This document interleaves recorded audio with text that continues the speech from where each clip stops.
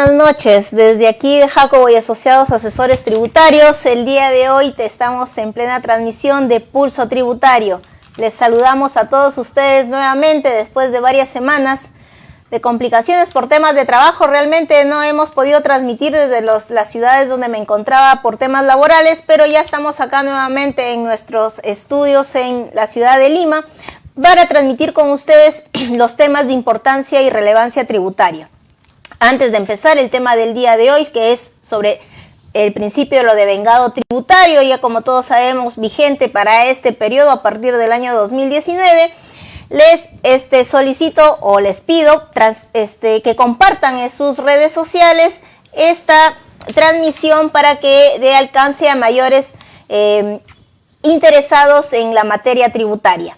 Bueno, sin más preámbulo, vamos hoy día a tocar un tema de vital importancia realmente para la materia tributaria, sobre todo a partir de este año 2019, en que la ley del impuesto a la renta fue modificada el año pasado con el decreto legislativo 1425, incorporando dentro de las normas tributarias el concepto del devengado, atribuyéndole o desarrollando, mejor dicho, el concepto o varios conceptos para distintas operaciones que se deberán tener en cuenta este año dentro del quehacer tributario para el reconocimiento de ingresos y para la imputación de los gastos en materia de las rentas empresariales, las rentas de tercera categoría. Como bien todos nosotros sabemos, a partir hasta el año pasado, o sea, hasta el 31 de diciembre del 2018, las normas del impuesto a la renta, las contenidas en el artículo 57 de la ley del impuesto a la renta, que nos señalaba que para efectos del reconocimiento de ingresos se tenía o se debería tener en cuenta que éstas serán reconocidas cuando se devenguen, y el mismo criterio se tomará en cuenta para la imputación de los gastos. Ha sido sustancialmente modificado el año pasado y vigente a partir del 1 de enero del 2019. Lo que debemos tener en cuenta a partir de este año principalmente es pues los conceptos que ahora están dentro del artículo 57 de la ley del impuesto a la renta.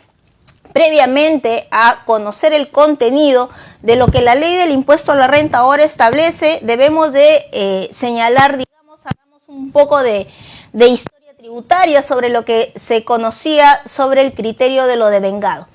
Bien, todos nosotros sabemos que el principio de lo devengado ha sido un criterio que se ha ido tomando de conceptos más que tributarios, o mejor dicho, de relevancia tributaria, nos hemos derivado siempre a los conceptos contables. ¿Y esto por qué? De los años anteriores, a partir del 2018 hacia atrás, tanto el Tribunal Fiscal como la Administración Tributaria han tenido diversas posturas o diferentes, digamos que posiciones respecto a la aplicación del criterio de lo devengado, sobre todo porque en la ley del impuesto a la renta ni en su reglamento se establecía ninguna definición dentro de las normas tributarias que para efectos de la aplicación en materia tributaria no teníamos nosotros cómo tener claro cómo es que podíamos aplicar este principio dentro de lo que establecen las normas tributarias. Bien, así, aún con esa ausencia de definición, digamos, en las normas legales tributarias, tanto el Tribunal Fiscal como SUNAT, y así ya se había tomado, digamos, como parte de la jurisprudencia o del quehacer tributario ya dentro de todos estos años anteriores al 2019, o sea, a partir del año pasado hacia atrás, que se tomaba en cuenta como referencia o como, digamos, como aplicación supletoria de la definición o para conocer o para aplicar el concepto de lo devengado, se aplicaba uno de los principios también que establecidos dentro del derecho tributario, que es la aplicación supletoria de otras normas en las cuales no estén contenidas en las normas tributarias, se podrían aplicar las otras normas del derecho, llámese estas administrativas y demás, siempre y cuando obviamente no se opongan a las normas tributarias o no las desnaturalicen. Aplicando este principio, tanto el Tribunal Fiscal como la Administración Tributaria derivaban o se remitían al concepto de lo devengado tanto de la doctrina, ¿sí?, de la doctrina establecida desarrollada por tributaristas, y también por doctrina contable, sino también se deriva al análisis de las normas internacionales de contabilidad. Siendo ello así, el Tribunal Fiscal consideró también, así como igual la Administración Tributaria, que por ejemplo, para efectos del reconocimiento de ingresos, tendríamos que analizar lo establecido en la entonces vigente NIC 18, denominada ingresos. Y así se ha venido trabajando en los últimos años, tanto es así que vía Corte Suprema en temas de casaciones también así ha sido reconocida, pero tanto la Corte Suprema, al igual que el Tribunal Fiscal y la Administración Tributaria, también han tenido posiciones contradictorias en la aplicación de este criterio, sobre todo cuando se remitían a las normas contables. La disyuntiva, digamos que la controversia se suscitaba en la medida en que se evaluaba siempre si es que las NIC, o sea, las normas internacionales de contabilidad, podían ser tomadas como fuentes del derecho. Y así nosotros, si nos remitimos a lo que establece el Código Tributario, no encontramos como normas, como partes de las fuentes del derecho, normas contables. Valga decir, no son normas que están aplicadas, que están siendo aprobadas dentro de un procedimiento, así como se siguen la aprobación de las normas jurídicas o del sistema jurídico de nuestro país, porque estas normas realmente son aprobadas por organismos que están vinculados con el quehacer de la materia contable. Sin perjuicio de ello, aun cuando esta discrepancia, estas disyuntivas existían, ¿sí?, dentro del quehacer tributario, igual se tomaba en consideración lo establecido en la NIC 18 y así hemos venido trabajando los últimos años. A partir de esta disyuntiva y con todas las discrepancias y con todos los conflictos y controversias que se han suscitado a niveles de no solamente del Tribunal Fiscal, a nivel administrativo, sino también a nivel judicial con sendas demandas contenciosas administrativas, es que evidentemente se hacía ya necesario contar dentro de las normas tributarias con un concepto de lo devengado. Es así pues que con el decreto legislativo 1425 vigente a partir de este año es que se incorpora dentro de nuestra legislatura tributaria ya el concepto de lo devengado. Del análisis que hemos podido ya discutir entre varios colegas especialistas en materia tributaria, no sabemos si es que esto es mejor o peor realmente, porque tal como se ha sido incorporado dentro del sistema jurídico, encontramos no solamente que han recogido algunos datos o digamos que conceptos que están incorporados en la anterior NIC 18, sino también otros conceptos que están en la ahora vigente NIF 15. Como recordarán todos ustedes, o como bien sabrán, la NIF 15, que es una norma internacional de información financiera que tiene que ver con el de contratos con los clientes, que derogó la NIC 18 y que se encuentra y que entró en vigencia a partir del 1 de enero de este año. O sea, en paralelo con la NIF 15, o mejor dicho, en paralelo con la vigencia del nuevo concepto de lo devengado, el nuevo concepto tributario de lo devengado, entra en vigencia también la NIF 15. Y la NIF 15 no es otra norma, no es otra más que la norma contable que reemplaza de alguna manera, que reemplaza realmente a la anterior NIC 18 que veníamos nosotros analizando en los años anteriores para efectos de poder reconocer los ingresos dentro del marco del concepto de lo devengado.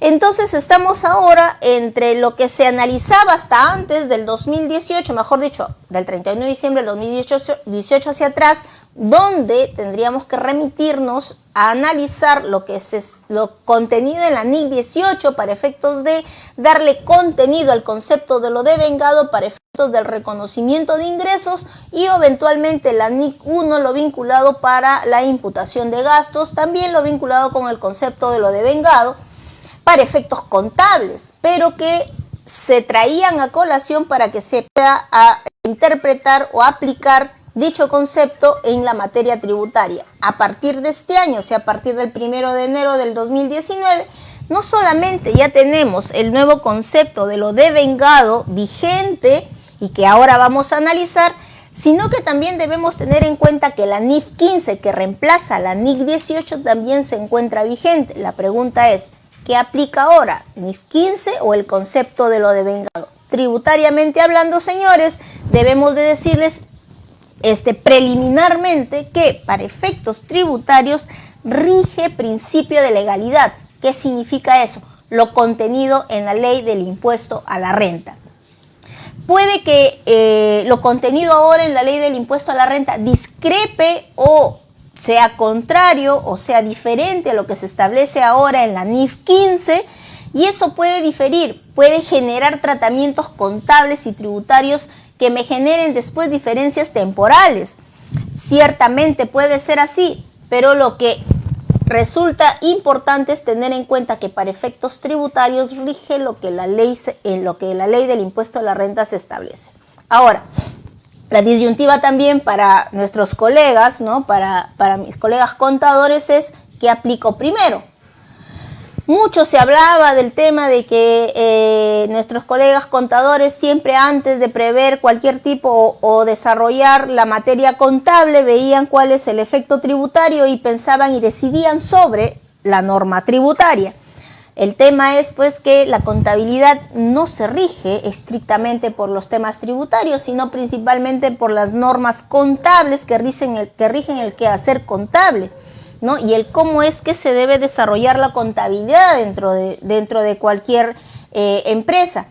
Pero lo que ocurre, señores, es que si bien es cierto, ¿no? El profesional contable va a tener en cuenta sus normas que rigen el quehacer contable, ello tiene que también tenerse, o mejor dicho, debe tenerse en cuenta que para efectos tributarios, cuando se tenga que efectuar el análisis respectivo del reconocimiento del ingreso o de la imputación del gasto, tendrá que ser en función de lo que la ley del impuesto a la renta establece, ¿ok? O sea, si nosotros queremos pensar que para efectos tributarios, ¿qué debe aplicar primero? Obviamente la ley del impuesto a la renta. Y ustedes me dirán, sí, pero las normas contables son las que rigen el quehacer contable. Está bien, eso no se discute, tendrá que ser así, pero no obstante ello, cuando se tenga que presentar, o mejor dicho, determinar el impuesto a la renta, tendrá que aplicarse ciertamente las normas del principio de lo devengado establecido ahora en el artículo 57. O sea, principio de legalidad, prima la ley en materia tributaria sobre el tema de lo devengado. Y vamos ahora, me están diciendo que tenemos saludos. Uy, tenemos varios saludos, estamos en línea con una buena cantidad de seguidores. Gracias a Dani Rojas por seguirnos, a Johan Arias, a Damaris Zúñiga, querida amiga, saludos, ¿dónde estás? A José Santos, Janet González, Talentum también que nos sigue, también gracias Talentum, que siempre estamos con ellos dictando cursos. Julio Figueroa también, saludos. Jennifer González, Mariana Lindao, L. Garro también, saludos. Rómulo, se me fue, Rómulo Álvarez, Walter Soto, William Guamán me manda saludos, gracias William, donde estés. Elmer Litano, sí, saludos Elmer. Dina Pilco, César Adanaque, amigo, un saludo hasta Chiclayo, Cecitar. Bueno, ¿quién es más? Celso Chávez, amigo, también, ¿dónde estás, amigo? Saludos. Por favor, compartan y díganos de dónde nos están escribiendo, díganos de qué ciudad están contactándose con nosotros, ¿sí? Para poder saludar y enviarles saludos hasta aquellas bellas ciudades de nuestro país. Empezamos entonces ahora conversando sobre qué es lo que ha introducido el concepto de lo devengado ahora en nuestro sistema jurídico. Se ha introducido un lenguaje contable en asuntos jurídicos, miren. Realmente el lenguaje contable que ahora existe dentro del concepto de lo devengado, vamos a tener nosotros que considerarlo para poder evaluar tanto el ingreso como el gasto. ¿Qué es lo que debemos tener en cuenta? En primer lugar, vamos a evaluar lo que la norma ha llamado hecho sustancial. Vamos a ver qué es lo que significa que sea un hecho, qué vamos a evaluar del hecho sustancial. ¿Qué es lo que ocurre acá? Prevalece la sustancia sobre la forma. Nos dice también, en resumen, que tanto el ingreso como el gasto no debe estar condicionado para efectos de su reconocimiento o para efectos de que éste se considere como devengado. Tiene que estar evaluado independientemente de si es que ha sido cobrado o ha sido pagado, que es una de las características básicas del concepto de lo devengado, y que no esté sujeto en todo o en parte a un evento futuro. Esto lo vamos a ver ahora con temas de los eventos futuros, y se ha incorporado también dentro de esta norma, entre varios conceptos que hoy día vamos a ver, como 11 conceptos para entender qué se considera como el devengo del ingreso. O mejor dicho, el devengo en diversas operaciones. Vamos a ver transferencia de bienes, vamos a ver prestación de servicios, vamos a ver obligaciones de no hacer. Y miren, esas operaciones que estamos mencionando, para cada uno de ellos se ha establecido algunas características especiales para efectos de que éstas se reconozcan como devengado. Inicialmente, lo que debo de señalarles es que la lectura que debemos darle nosotros al artículo 57 es desde dos perspectivas. En primer lugar, existe un concepto general del devengado. Digamos que la parte general del devengado, o sea, ese concepto básico respecto del cual nosotros tenemos que analizar cada operación. Aun cuando existe este concepto general del devengo, existen también conceptos específicos del devengado, y ahí vamos, de manera específica. La ley ha desarrollado criterios específicos para el reconocimiento de ingresos en el caso, por ejemplo, de transferencia de bienes, prestación de servicios y otras operaciones más. El tema aquí es muy importante, el siguiente, que para efectos de que nosotros evaluemos ahora el concepto de lo devengado, debemos tener en consideración y la evaluación de qué operación estamos sometiendo a la aplicación de este criterio dentro de el reconocimiento de ingresos. Y vamos, ¿qué es lo que dice ahora la ley? La ley dice lo siguiente: se entiende que los ingresos se devengan, claro, sin perjuicio de que la primera párrafo del artículo 57 de las rentas de tercera categoría se consideran producidas en el ejercicio comercial en que se devenguen. Y ahí estamos con el criterio devengado para el reconocimiento de los ingresos. Pero dice, se entiende por que los ingresos se devengan cuando se han producido los hechos sustanciales para su generación. Y ahí viene un tema bastante interesante, es el concepto de los hechos sustanciales para su generación. ¿Qué debemos entender nosotros que es un hecho sustancial para su generación? ¿En qué momento es que yo debo de entender que se ha producido el hecho sustancial para efectos de entender que en ese preciso instante es que se devenga el ingreso y por tanto yo tengo que reconocer el ingreso en ese ejercicio gravable y no diferirlo para otro ejercicio, ¿no? El devengamiento tiene que ver con eso, en qué momento se devenga y como consecuencia de hecho lo imputo ese ingreso a ese ejercicio correspondiente. ¿Qué más me dice la ley? Me dice, siempre que el derecho a obtenerlo no esté sujeto a condición suspensiva, vamos a hablar sobre eso. Independientemente, dice, de la oportunidad en que se cobren y aun cuando no se hubieran fijado los términos precisos para su pago. La última parte nos queda clarísimo, ¿no? Porque esa es una de las características más importantes del devengo, ¿verdad? Que no nos interesa, ¿sí?, si es que se haya cobrado o pagado, no se haya cobrado en el caso de ingresos, se haya pagado en el caso de gastos. Eso no interesa para que se considere devengado, en tanto es que se hayan ya concretado, o mejor dicho, reconocido las obligaciones entre las partes, y ahí viene un tema bastante importante vinculado con los hechos sustanciales. Las operaciones, señores, sujetas a reconocimiento de ingresos o también para el caso de la imputación de gastos, está vinculado a una operación comercial, sea esta por transferencia de bienes o sea esta por prestación de servicios o la forma o digamos cualquier operación. Esta operación es una operación que nosotros debemos denominarle un contrato. ¿Por qué es un contrato? Porque es una operación de un acuerdo de voluntad entre ambas partes, y ahí viene un tema de análisis del derecho civil, que tiene que ver es que cuando esta operación se producen los hechos sustanciales para que ésta se concrete. No importa si es que las partes en contraprestación pagan al contado o al crédito. Eso no es el tema en el caso del devengado. El tema es que si es que efectivamente ya las obligaciones que nacen entre las partes, ¿sí?, han generado esta obligatoriedad de tal manera que una de ellas ha obtenido los derechos, por ejemplo, todos los derechos de control sobre el bien, y ahí vamos a ver el concepto de control más adelante. Pero ¿qué se entiende por hechos sustanciales? Miren, tal como está redactada así la norma, como que deja un espacio para no entender muy bien qué se entiende por hechos sustanciales. Y ahí viene el análisis que todos podemos hacer respecto de cualquier tipo de contrato que nosotros vayamos a analizar. O sea, cualquier operación que se realice es un contrato, sea escrito, sea verbal.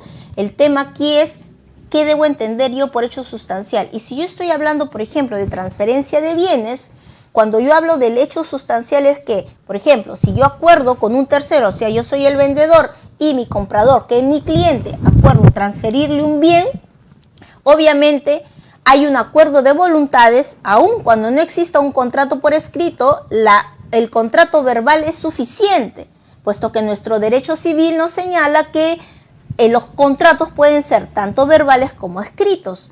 El segundo tema es cuáles son las obligaciones que nacen entre las partes. La obligación mía es entregarle el bien o prestarle el servicio, y la obligación de mi cliente es obviamente pagarme. Pero ¿cuándo es que efectivamente esto se devenga? ¿Cuándo? ¿Cuando yo le entrego el bien? ¿O cuando yo le pongo a disposición el bien? ¿O cuando él me paga? ¿Cuándo es que se devenga el ingreso?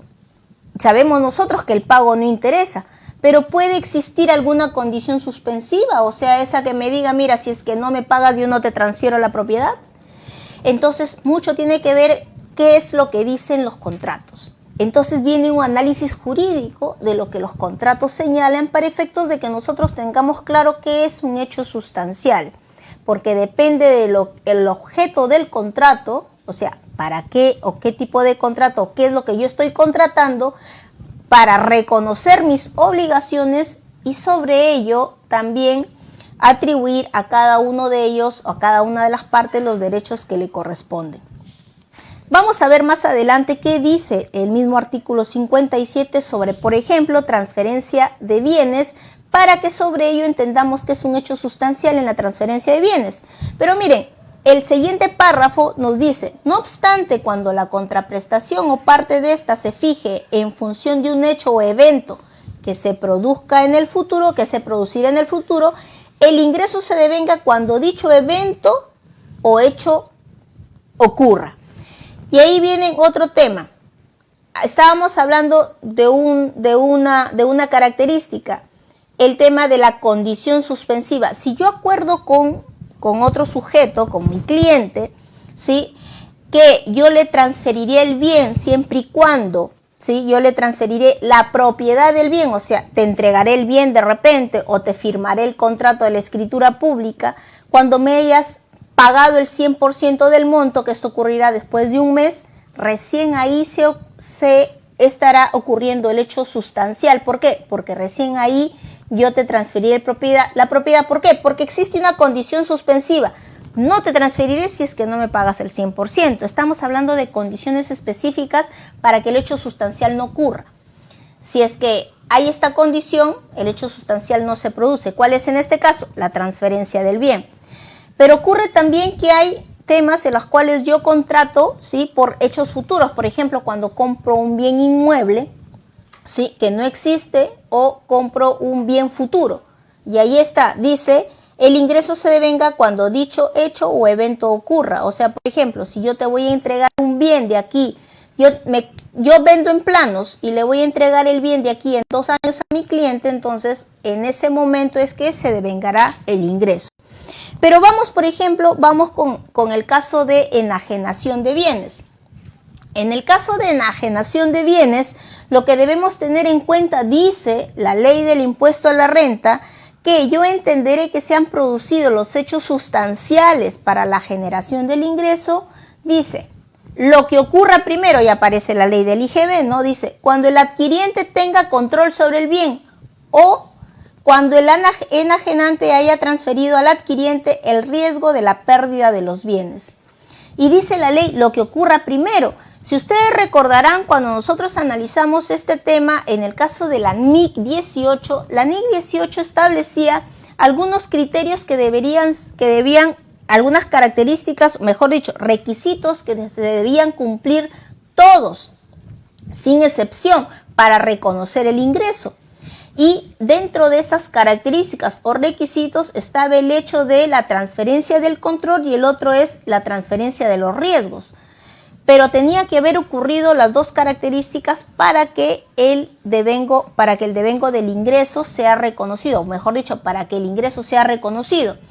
Pero ¿qué ocurre ahora? Que de acuerdo a lo que la ley establece es que en el caso de transferencia o enajenación de bienes, lo que debemos entender es que si el adquiriente tiene el control sobre el bien o el enajenante, o sea, el vendedor le ha transferido todos los riesgos de pérdida de los bienes al adquiriente, o sea, ya le transferí todo, si ocurre cualquiera de las dos situaciones, entonces yo debo entender que se ha devengado el ingreso. Pero miren cuál es lo más interesante aquí, es que en el caso de que la característica del que el adquiriente tenga el control sobre el bien, en una disposición transitoria del decreto legislativo 1425 nos señala que en el caso del concepto del control, nosotros debemos de remitirnos a lo que por definición se establece en la NIF 15, o sea, solamente en el tema del control. ¿Y qué dice la NIF 15 en ese extremo? La NIF 15, que es ingresos de actividades ordinarias procedentes de contratos con clientes, porque así se llama la NIF 15, señala que el concepto de control incluye el control de un activo hace referencia a la capacidad para redirigir el uso del activo y obtener sustancialmente todos sus beneficios. Incluye la capacidad de impedir que otros dirijan el uso del activo y obtengan sus beneficios. ¿Qué significa eso? Significa que cuando el adquiriente tiene el control sobre el bien, tendrá todas las prerrogativas que le atribuyen a él para efectos de poderle dar uso que quiera sobre el bien y poder obtener todos los beneficios del mismo. Ejemplo, yo transfiero el bien, le transfiero a mi cliente A. Mi cliente, ¿cuándo entenderá o cuándo es que ya tendrá el control sobre el bien? Cuando él pueda, por ejemplo, vender el bien, cuando él pueda alquilar el bien, cuando él pueda regalarlo, destruirlo, o sea, cuando tenga todas las prerrogativas sobre el control del bien o sobre el uso del bien y obtener, dice, sus beneficios. ¿Qué significa? Lo podrá explotar, ¿me entienden? O sea, tendrá el control sobre el bien. Ahora, ¿cuándo es que efectivamente tiene el control sobre el bien? Cuando se le entregue el bien. Cuando se analizaba la NIC 18, si ustedes recordarán, el Tribunal Fiscal analizaba uno de los criterios muy importantes en el caso de transferencia de bienes muebles. Por ejemplo, ¿cuándo es que el bien se entiende transferido a la otra parte? Es cuando se entrega el bien, o sea, cuando existe la traditio. En ese momento es que se devenga, por ejemplo, el ingreso. Se analizaba cuando veíamos NIC 18. Pero ahora cuando analizamos enajenación de bienes nos habla sobre que el adquiriente tenga el control. Pero ¿cuándo va a tener el control sobre el bien? Me dice cuando lo pueda usar y obtenga sustancialmente los beneficios. Entendemos entonces cuando ya tenga en posesión el bien, o sea, cuando yo ya le haya entregado el bien. Entonces, hablemos de control en esos términos. Es lo que yo entiendo, pero miren, el otro tema es, esa es mi interpretación y de repente ese es mi criterio, pero cuando venga el funcionario de la administración tributaria, de repente nos encontramos con otro criterio y entonces las definiciones y la aplicación del criterio de lo devengado lo vamos a poder ver definido de acá unos años más adelante, cuando el Tribunal Fiscal posiblemente se pronuncie sobre los análisis que tenga sobre nuevos conceptos que están establecidos en el artículo 57. Pero vamos con la segunda característica, o bueno, mejor dicho, el segundo supuesto. Dice, el enajenante haya transferido al adquiriente el riesgo de la pérdida de los bienes. Y estamos hablando de riesgos aquí. Entonces, por ejemplo, cuando a mí me adquieren un bien, yo soy vendedor y de repente yo soy vendedor de materiales de construcción y una de las condiciones de esta transferencia es, por ejemplo, que yo le entregue el bien puesto en obra, ¿verdad? Si yo le entrego el bien puesto en obra, el riesgo de la pérdida recién se transfiere en el momento en que yo dejo los bienes en la obra. Antes de ello no. ¿Por qué? Porque el bien todavía está dentro de los riesgos que pueda tener en posesión mía hasta que yo entregue el bien a mi cliente. Entonces, todos esos temas tienen que ver, señores, con qué formas de contratar. Porque yo puedo venderle puesto en mi almacén y puesto en mi almacén yo ya transferí todos los riesgos de pérdida. Entonces, siendo así, y llego siempre a la conclusión, siempre que expongo el tema de devengado, es que mucho tiene que ver cuáles son las características, mejor dicho, cuáles son las condiciones sobre las cuales se está contratando ahora. De acuerdo a ello es que tenemos que analizar nosotros estos conceptos. Pero vamos ahora con saludos o preguntas. Creo que me dicen aquí en control. Vamos a ver saludos para Walter Soto. Gracias. Josman me dice buenas noches. Me dice desde Cajamarca. Saludos a Cajamarca. Están en plenos carnavales. Cajamarca, disfruten de las fiestas. Jonathan Eduardo nos saluda desde Abancay. Muchas gracias, Jonathan. Gracias a ustedes por seguirnos. Junior Carranza también se ha unido con nosotros. Manuel Santamaría también nos saluda. Díganos de dónde nos están saludando. Brenda Saavedra, hija, estás conmigo, siguiéndonos en línea. Fernando Gutiérrez también está con nosotros. Kelly Kammer, Jacqueline Castillo, Verónica Vaca, Olenka Rodríguez, Víctor Mejía. Amigo, espero que seas tú, Víctor Mejía, ahora ya en el Tribunal Fiscal, estimado amigo. Sí, creo que eres tú. Saludos, amigo, nos conocimos en SUNAT, trabajamos juntos, ahora estás de vocal del Tribunal Fiscal, felicidades. Bueno, continuamos con la segunda parte del tema de el devengado. Hablemos ahora sobre la enajenación de bienes, que también nos dice que para determinar que si el adquiriente tiene el control sobre el bien, no se debe tener en cuenta. Y aquí nos habla sobre pactos que existan entre las partes y que el derecho del adquiriente de resolver el contrato o a exigir al transferente que se efectúen correcciones no reúnan, cuando los bienes materia de transferencia no reúnan las cualidades. O sea, en estricto, nos están poniendo algunas situaciones, la ley nos está desarrollando algunas situaciones en las cuales no se debería tener en cuenta cuando nosotros analicemos el tema de que el adquiriente tenga el control sobre los bienes, ¿ok? En estricto es ello. Me interesa que pasemos al tema de la prestación de servicios porque aquí sí hay un tema que debemos analizar. La ley del impuesto a la renta ahora nos señala en la aplicación del criterio de lo devengado en situaciones específicas. Habíamos visto el criterio, como un concepto general, ahora estamos hablando del criterio devengado por operaciones o por conceptos específicos, que la misma ley así lo ha señalado.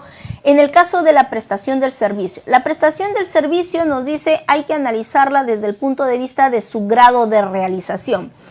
Nada más distinto que la NIC 18. La NIC 18 también nos hablaba de grados de avance, ¿sí? Nos hablaba de grados de avance para efectos del reconocimiento de los ingresos en el caso de la prestación de servicios. Y adicionalmente nos decía también que también se tenía que reconocer, por ejemplo, de manera clara y específica, o mejor dicho, cuantificable, el tema de los costos. Vamos a ver ahora un tema bastante interesante en materia de prestación de servicios cuando hablamos del costo. Primero, la ley del impuesto a la renta ahora establece que en materia de prestación de servicios se deberá tener en cuenta, en primer lugar, el grado de realización. Y para analizar, o mejor dicho, imputar los ingresos en función del grado de realización, se deberá tener en cuenta la aplicación de 3 métodos, cualquiera de ellos. El primero de ellos dice inspección de lo ejecutado, El segundo de ellos se denomina la determinación del porcentaje que resulte de relacionar lo ejecutado con el total a ejecutar, o sea, digamos, grado de avance de lo ejecutado. Y lo segundo es, dice, determinación del porcentaje que resulte de relacionar los costos incurridos con el costo total de la prestación de servicios, o sea, determinar el grado de avance, el grado de realización en función del costo. Y miren, y esto sí es bastante interesante, siempre lo he analizado cuando he desarrollado el tema del análisis del costo computable de la ley del impuesto a la renta. El artículo 20 de la ley del impuesto a la renta, costo computable, si ustedes le dan una leída, el artículo 20 me establece costo computable de bienes. Nunca se ha mencionado, mejor dicho, en la ley no se ha desarrollado el costo computable pensando en costo computable de servicios o costo de servicios. Se habla, por ejemplo, del costo de adquisición, del costo de producción, el costo de construcción, el costo del ingreso al patrimonio, pero no se habla del costo de la prestación de servicios, siempre en función del costeo del costo computable de bienes. Y así también lo señala el reglamento, el artículo respectivo que reglamenta el artículo 20 de la ley del impuesto a la renta vinculado con el costo computable. No se desarrolla de manera clara el tema del costo de la prestación de servicios. No se dice nada, más es así, nos dice que nos remitamos a lo que establecen las normas internacionales de contabilidad en lo que no se pueda o no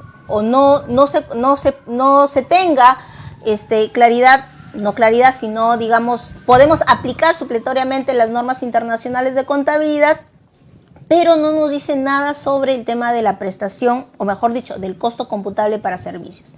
Ahora, con el principio de lo devengado, se está incorporando dentro de la ley del impuesto a la renta el tema del costo por prestación de servicios.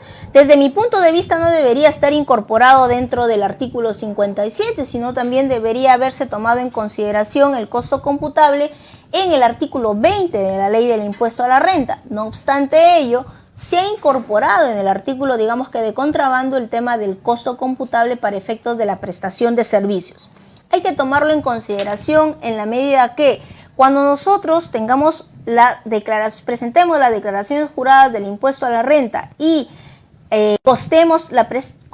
tengamos una empresa de prestación de servicios y eventualmente en la contabilidad se lleve el costo o se costee la prestación de servicios, tengamos en la consideración de que podemos declarar el costo computable de la prestación de servicios, ¿ok?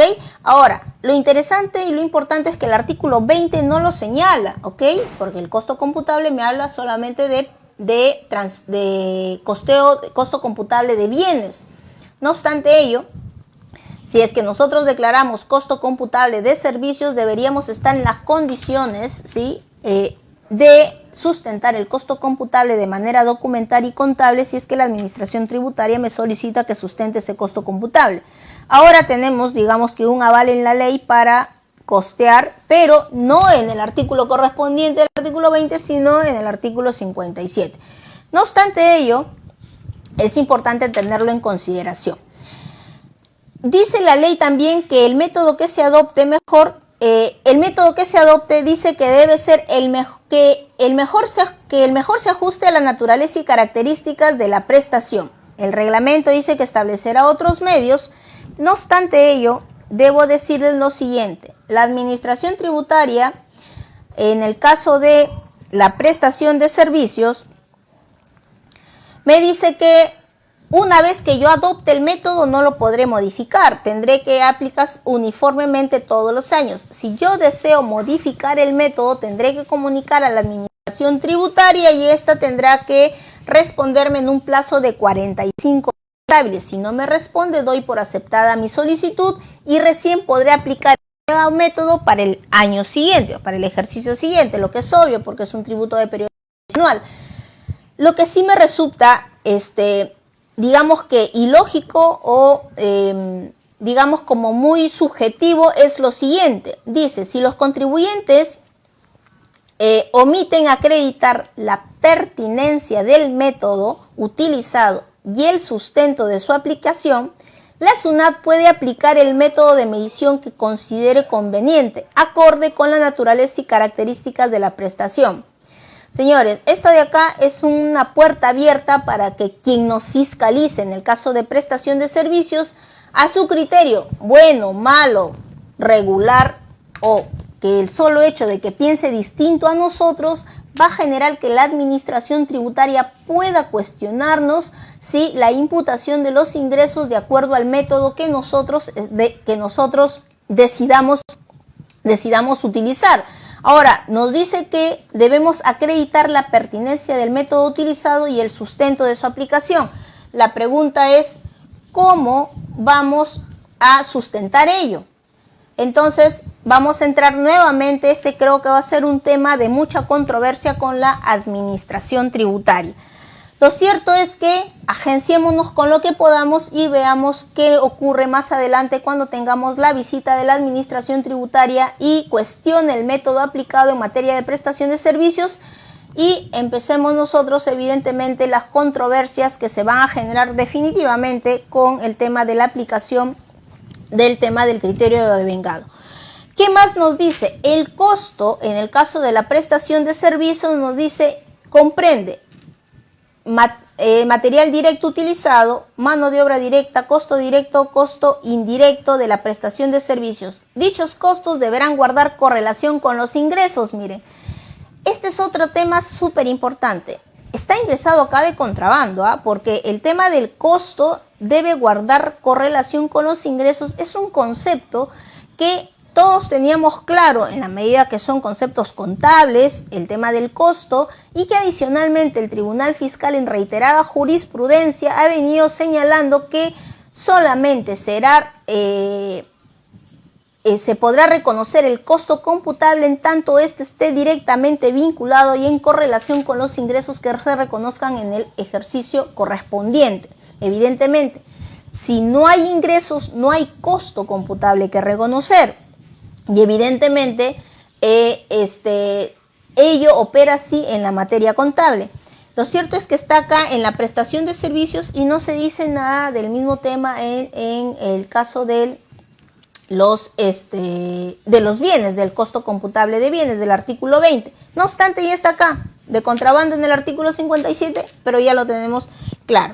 Y vamos ahora con otros de los temas en el caso del reconocimiento de ingresos, en el caso de obligaciones de no hacer, ¿sí? Que son aquellas obligaciones en las cuales se comprometen que me van a pagar por no hacer algo. Por ejemplo, si yo contrato, ¿sí?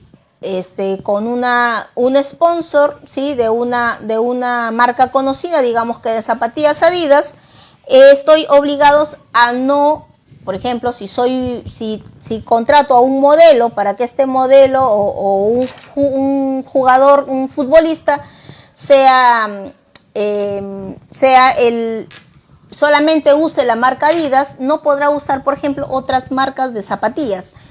Se refiere a obligaciones de no hacer, de estar prohibido de, o sea, digamos que exclusividades, ¿sí? O cómo es que se debe de prestar el servicio o no se debe de vender tal o cual cosa. Entonces, esas son las famosas obligaciones de no hacer y la ley ahora nos dice cómo es que vamos a reconocer esos ingresos. Los ingresos se devengan en forma proporcional al tiempo pactado para su ejecución.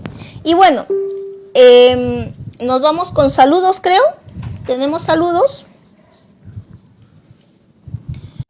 Estamos en... Tito Bernardo nos saluda desde Tarapoto, saludos hasta Tarapoto también, linda ciudad, voy cada que puedo. De la Cruz Yontod Lisi nos saluda desde Chiclayo, linda ciudad, allá estuve siempre mucho tiempo, 16 años de mi vida en Chiclayo, gracias Chiclayo, los extraño. Una consulta, en el caso del alquiler de una camioneta entre empresas, ¿cuándo nace la obligación de qué?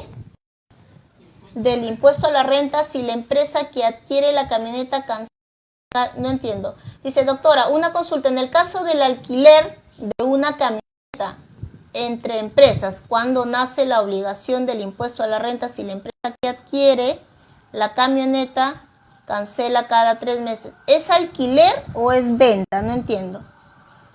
Si es alquiler, se devenga de manera mensual, o sea, depende de los plazos del alquiler, se devenga de manera, los gastos, ¿sí? O si son los ingresos, eso depende del reconocimiento, de cuándo es que se van reconociendo los ingresos en función de los plazos. Y si es venta, bueno, cuando se transfiere el bien, cuando se entrega el bien, ahí es que se devenga el ingreso. No interesa cuándo pague, o sea, el tema del devengamiento del ingreso no interesa el pago, lo que interesa realmente es el caso del devengo. Y si estamos hablando de rentas de primera categoría, aplica igual el criterio de lo devengado, pero en este caso me está diciendo que son operaciones entre empresas, igual es renta de tercera categoría y aplica el principio de lo devengado. Finalmente vamos señalando lo siguiente en el caso de prestaciones distintas. ¿Hay más saludos? Tenemos Richard Cuenca, amigo, ¿cómo estás? Saludos también, amigo. ¿Dónde estás ahora? ¿Dónde estás dictando? Saludos hasta donde te encuentres. Espero que nos reunamos pronto. Juanes Hermes Pacheco podrá compartir material. Más adelante estaremos en nuestra página web, estaremos compartiendo el material tanto de pulso tributario como de todas mis otras exposiciones, sean estas que se den en otras o de otras anteriores grabaciones. También estaremos compartiendo en nuestra web que está reconstruyéndose y pronto ya la estamos lanzando con nuevo material, no solamente con videos sino con artículos para que ustedes puedan también hacer ahí o nutrirse con material bibliográfico de temas tributarios. Bueno, voy a tratar de ser breve porque ya estamos casi sobre la hora, me parece. Ya estamos casi llegando a la hora para poder dejarlos descansar, y es más de las 10 de la noche, para hablar sobre el tema de prestaciones distintas, ¿sí? En el caso de prestaciones distintas a las mencionadas, o sea, distintas al tema de prestaciones de servicios, como el caso de indemnizaciones, intereses, arrendamiento financiero, mutuo oneroso de bienes combustibles, dice, el devengo se determina conforme a lo dispuesto en el segundo y tercer párrafo del artículo 37, o sea, como el caso del concepto del devengo, la cláusula general, la primera parte, el tema de la primera parte general, no como los criterios del devengado de manera específica por cada operación que hemos estado viendo. Cuando la transacción se involucre más de una prestación, el devengo de los ingresos se determina en forma independiente cada una de ellas. Miren que esta parte se parece a la NIF 15.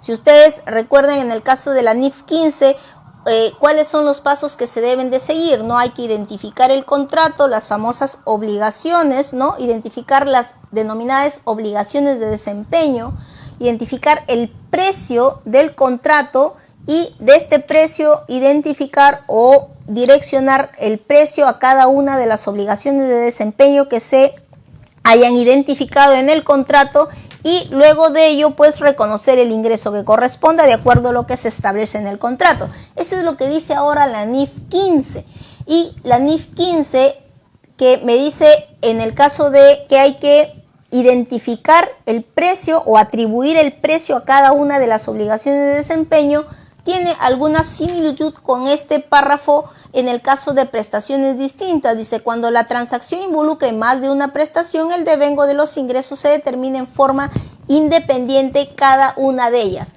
Muy similar a lo que establece la NIF 15 en materia de atribución de precios para las famosas obligaciones de desempeño, para que estas luego sean reconocidas los ingresos de manera independiente. Finalmente, y muy importante, es que las reglas previstas en este artículo o en este inciso también son de aplicación para la imputación de ingresos para efectos del cálculo de los pagos a cuenta. Importante, señores, ahora lo dice la ley, estas reglas son de aplicación también para el cálculo de los pagos a cuenta, o sea, devengamiento hay que considerarlo de manera mensual. Ahora, de manera muy general también nos dice que en el caso del criterio de lo devengado también aplica para el tema de los gastos, y se hace un desarrollo vinculado a los gastos, pero en tanto pues estamos hablando de gastos, obligaciones y de pagos que se realicen para el tema de los gastos. Esto es lo que nos tiene ahora la ley del impuesto a la renta, y el 30 de diciembre del año pasado se publicó el Decreto Supremo 339-2018 EF, donde se reglamenta el criterio de lo devengado en imputación de rentas y gastos. Y realmente no hay mucho desarrollo, pero que ahí los dejo para que ustedes puedan tener en consideración este criterio de lo devengado, en tanto que el reglamento no nos ha desarrollado realmente más temas que están en duda, porque así como yo les menciono, vamos a ver nosotros el criterio cuando realmente se aplique, es cuando la administración tributaria, mejor dicho, vamos a tener que aplicar este año el criterio ya establecido en la ley, pero veremos las discrepancias cuando la administración tributaria inicie los procedimientos de fiscalización y empiece a cuestionar la aplicación del criterio de lo devengado conforme a las interpretaciones o digamos las consideraciones que tenga el auditor o la administración tributaria en esta nueva norma que tenemos. Cuando yo preveo que vamos a tener de repente claridad, vamos a ir aplicando obviamente de acuerdo a nuestro criterio, de acuerdo a nuestras consideraciones, de acuerdo al análisis técnico que hagamos, al análisis de los contratos que nosotros tengamos a la mano, evidentemente, pero ¿vamos a entrar en controversia con la administración tributaria? Definitivamente vamos a entrar en controversia. ¿Cuándo vamos a ver luces? Cuando el Tribunal Fiscal resuelva, o sea, de acá en unos 5 o 6 años, porque con lo que se demora el Tribunal Fiscal también, señores, vamos a ver cuándo. Ahora, ello sin perjuicio de que podamos llegar hasta demandas contencioso-administrativas. Y miren, nos espera un largo trecho, sí, definitivamente, pero vamos aplicando con criterio y digamos con un análisis y sobre todo, señores, con sustento para nosotros poder tener sobre todo un sustento técnico ante la administración tributaria cuando nos fiscalice. Finalmente, señores, creo que con esto espero yo haber aportado en algo. Realmente el criterio de devengado tiene mucho más análisis porque tenemos otro tipo de operaciones que también están desarrolladas. Por ejemplo, en el caso de instrumentos financieros también se ha desarrollado de manera muy detallada el tema de las operaciones con instrumentos financieros. El tema de expropiaciones también tienen una definición específica. El tema de transferencia de créditos también tiene otra definición específica en el criterio de devengado. He tocado los dos puntos más importantes, que es prestación de servicios y enajenación de bienes, no transferencia, enajenación de bienes, que es un concepto mucho más amplio que no solamente involucra enajenación, sino todo tipo de transferencia de bienes. Y no quiero despedirme, no sin antes agradecerle a todos por seguirnos en las redes sociales, en nuestras transmisiones, que sé que hemos parado por un mes más o menos, no hemos estado transmitiendo, pero ya tomo el compromiso nuevamente para empezar esta transmisión de manera permanente todos los lunes a partir de las 9 de la noche, aquí en Jacobo y Asociados Asesores Tributarios, a partir de las 9 de la noche, Pulso Tributario con ustedes. Les comento que el día de mañana estaremos repitiendo o transmitiendo la repetición de este programa a través de nuestros aliados estratégicos. Cursa Fácil está con nosotros desde ahora, aliados con nosotros, para que ellos también puedan replicar esta materia tributaria con todos ustedes. No duden en contactarnos, señores, ahí están nuestros datos. Síganos en redes sociales, Jacobo y Asociados Asesores Tributarios. Pronto también estamos ya lanzando nuestra página web totalmente renovada con muchas novedades. Síganos en redes sociales. Si gustan contactarnos al 94-211-5989, encantados de atenderlos por cualquier tipo de consulta, asesoría tributaria. Si quieren un dictado in-house, también tenemos disponibilidad para ello, y cualquier asesoría que ustedes consideren pertinente en temas tributarios, estamos para atenderlos. Nos despedimos con los últimos saludos, creo.